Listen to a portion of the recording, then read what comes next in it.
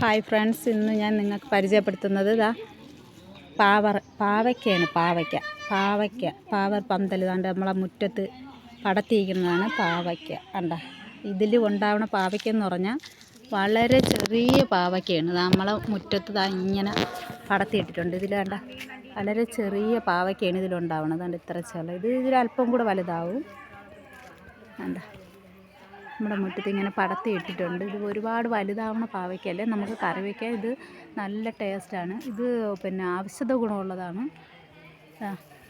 നല്ല പാവയ്ക്ക ഇതിൽ ഒരുപാട് ഉണ്ടായിരുന്നു, ഇതെല്ലാം പറിച്ച് കളഞ്ഞ്. അതുകൊണ്ടാണ് ഇത് കാണാത്തത്. ഈ പാവയ്ക്കയുടെ വലിപ്പം എന്ന് പറയുന്നത് ഇത്രയാണ് വലിപ്പം. അതിൻ്റെ ഇത്രയാണ് അതിൻ്റെ വലിപ്പം. ഇത് ഇത്രേ വളരൂ. ഈ പാവയ്ക്ക എന്ന് പറഞ്ഞാൽ നമുക്ക് കറി വയ്ക്കാൻ നല്ലതാണ്. ഇത് കണ്ട, ഇത് നല്ല പാവയ്ക്കയാണ്. ഇത് നമുക്ക് കറി വയ്ക്കാം. ഇത് നമ്മളെ വേലിയിൽ പടത്തി ഇട്ടിരിക്കുന്നതാണ്. ഇതിലൊക്കെ ഉണ്ട്, കുറേ ഉണ്ട്. ഇങ്ങനെ ഉണ്ട്. ഇത് പഴുത്ത് ഇത്രേ പഴുക്കത്തുള്ളൂ. ഇത് പഴുത്തല്ല, ഇത്രയും വലുതായി ഇത് ഇങ്ങനെ പഴുക്കുന്നതാണ് ഈ പാവയ്ക്ക. ഇതിനെ നമ്മൾ കുട്ടത്തി പാവയ്ക്ക എന്ന് പറയും.